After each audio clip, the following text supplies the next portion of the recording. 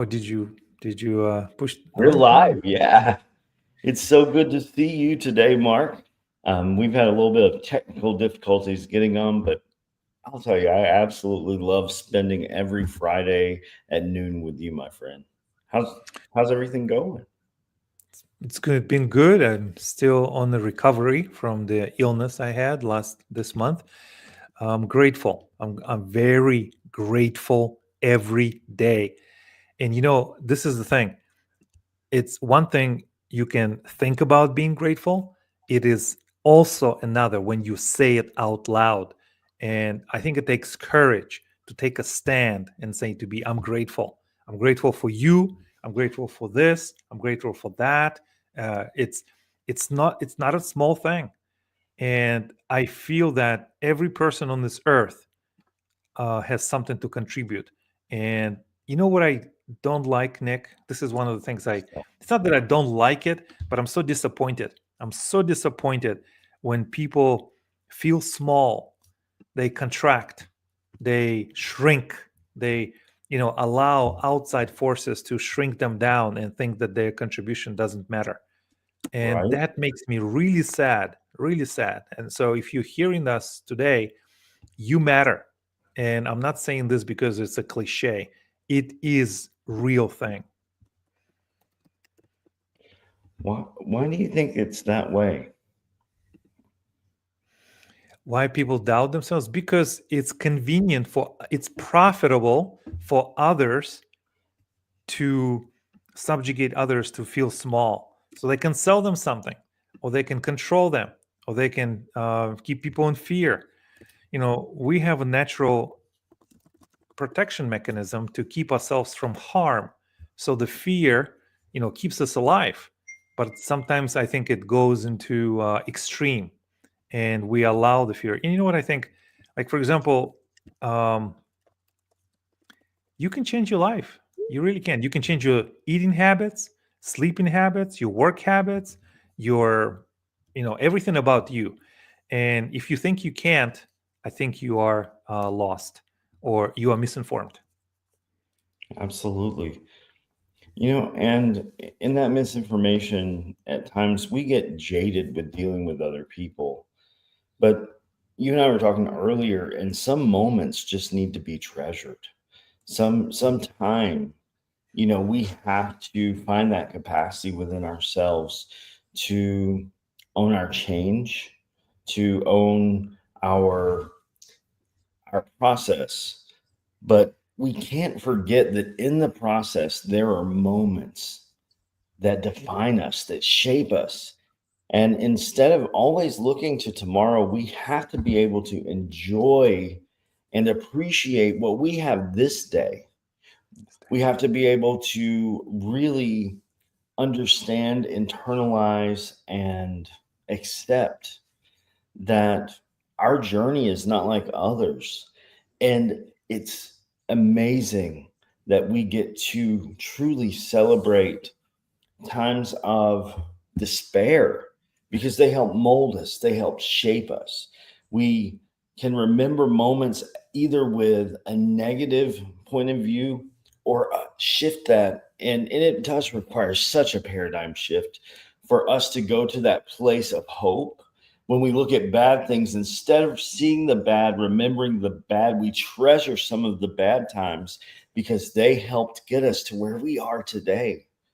And if we can be intentional with how we choose to frame things, we can do anything. We I really believe that. How do you feel about that? Yeah. Uh, this period in my life, it challenged me in many ways, and we are in the midst of launching, finishing, and creating our second book together. Yes. And through divine timing, through every timing is divine. And we're going to be adding some additional insights into it that we couldn't have just a week ago or 2 weeks ago. And I think it matters. Abs- Um, I'm very excited that we can leave this piece of work with everyone and give it. And also, man, this book is so powerful. This is it is. I told you, Nick, it has affected me very deeply. It is it is. It made me face some things that I rather never see the light of day.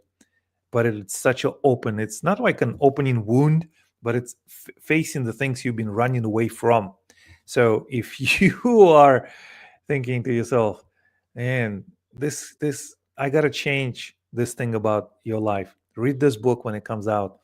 Allow it to take its course and just trust it that will take you face to face to some things you've been avoiding because you needed the time to be ready. And I think this book will be that catalyst of change. Man, it is powerful. It is not a light. I'm not saying it's not light read. It packs a punch. Packs a punch for sure. Absolutely. And sometimes we need those. We need those wake up calls. We need those times in our lives where everything's kind of rearranged, the way we interact with people, the way we see ourselves. Um, and there can be great strength in that. There can be hope, but sometimes it's not a comfortable process. And you and I, this book has shaped us. It's affected you. It's affected me already. Ooh, And, it's it's and a I, it's a plow. It's a force of nature. I'm not saying this lightly. I mean, I'm very objective, but but goodness, this is a powerful book, and I'm still shaking and just shook has been shaken by the message in it. It's that it's an experience. It's difficult that the book can affect you so much, but this one can. absolutely. And, people are already wanting it. And we're going to have, I'm hoping, a gathering here virtually where there are others who are featured in the book right here in a podcast with us right before the book launch. How do you feel about that? I think it's a great celebration community. Isolation is toxic. We need each other. If we cannot be there in person, let's do it virtual. That's Let's it. encourage each other.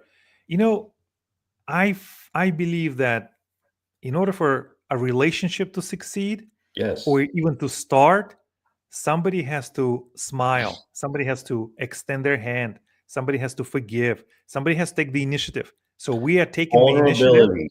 Yeah, vulnerability. So we are so vulnerable in this because we want to make a connection. Will it connect with everyone? No. Will it resonate with the entire world? Maybe not.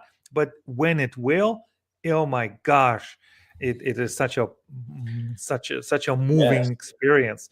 So we are opening up vulnerability because I mean, like for example, you want to ask, somebody out, right? Unless you do take action, nothing's going to happen, right? And the other person will appreciate that you have taken the chance and took the shot. So That's it. we are taking the shot by being vulnerable with you. Um, Hopefully, you'll be able to experience this book with us. That- And I so appreciate you all joining us here today because, you know, moments matter. They truly do. You give us your time, and being present is a powerful act of love. Giving someone your attention, it's a priceless gift because looking back, we can have our moments that are grounded in gratitude. Think about that, grounded in gratitude, that truly help us to appreciate our journey. Um, if you want good days, make them. Make them. It's about you. Your words have such power, and I invite you on a journey to creating a kinder world, to creating a world that looks at each other and shows and shares empathy, compassion, love, grace. And at the end of the day, friendship. That's the world I want to live in. How about you? Yeah, 100%. And we're doing this now. We're That's it. doing this We now. are. Get ready. The end of April, this book's coming out, and I think you're going to want a copy. Thank you so much, Mark, for all of you listening today with The Art of Encouragement. Be nice, be kind, share love with others, and we'll see you next week right here, a little bit early next week, around 10 o'clock a.m. Eastern. See you next week, 10 a.m. Thank you. Thank you, everyone.